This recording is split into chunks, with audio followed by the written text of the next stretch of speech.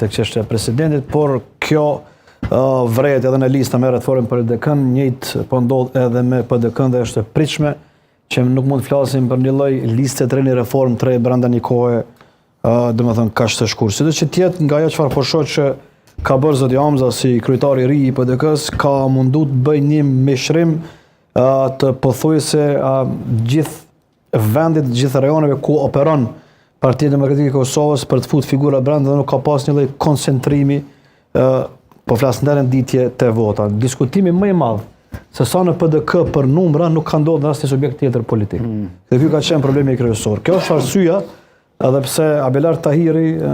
vullnetarisht ka heqë dorë nga numri 10 që ka mbajtur tradicionalisht në garë,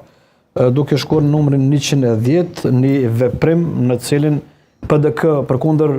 zhvillimeve të brendshme, mospajtimeve të hapura që kanë pas, e ka gjetur një rrugë në cilën është konsolidu dhe e ka bërë këtë listë. Kështu që edhe lëvizja e zotit Tahiri në numrin 110 që unë besoj është një nga figurat e rëndësishme dhe kyçe brenda PDK-s që prapë do të jetë një nga figurat e votuara aty dhe shumë lëvizje të tjera që kanë ndodhur rrugës deri tek përpilimi i listës kanë treguar një unitet megjithatë të brendshëm që PDK din të bëhet unike, din të mobilizohet në fund të sjellë elektoratit një listë përpara. Tashti, sa do të ketë efekt në votë kjo, do të flas herëve tjera, besoj sepse unë jam skeptik në disa zhvillime të brendshme që kanë ndodhur. Për shembull, mungesa e Memli Krasiçit nuk do të vërehet në efekt në votë, sidomos në Prishtinë. PDK ka rrit jashtëzakonisht shumë votën në Prishtinë, jo vetëm në zgjedhjet lokale të fundit me Orhan Ismailin, por edhe ato nacionale të nëntëshkurtit, dhe kjo unë nuk pres të kaloj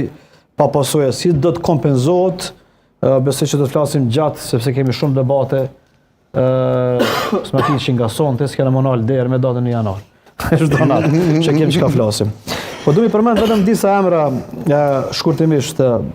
paraqitja ose gara që ka bërë Abelar Tahiri në Mitrovicë. Paraqitjet e tij, fushatat dhe gjithçka tjetër, besoj që elektorati atje dhe gjithandej PDK-s e meritojnë që t'japin një shans Tahiri që të jetë pjesë e Kuvendit të Kosovës. Kështu që unë besoj që Abelar Tahiri, me që është në garë dhe nuk e di ka qenë të kaluar apo jo, por nga ajo çfarë kemi parë në Mitrovicë, në këtë garë lokale, unë besoj që njëjtë meriton të jetë pjesë e Kuvendit të Kosovës.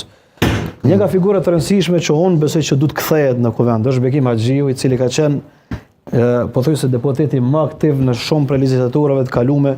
të Kuvendit. I njëjti nuk ka qenë pjesë e kësaj legjislature që dështoj, por Bekim Haxhiu ka qenë iniciator i shumë po flas ligjeve, udhëzime administrative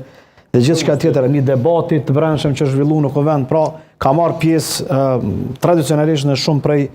zhvillimeve politike të brendshme që kanë qenë në Kuvendin e Kosovës. Do të pres që zoti Haxhiu kësaj radhe të rikthehet në Kuvendin e Kosovës. Kujtim Gashi, besoj që ka marrë po ashtu një numër meritor, numrin 10, Arben, sepse PDK megjithatë me Shashir Totën e tjetë Dega ka performuar mirë, ka fituar një mandat në Prizren dhe kur e thash që po e përmbylli tek PDK-ja, Bedri Hamza ka pas parasysh edhe paraqitjet e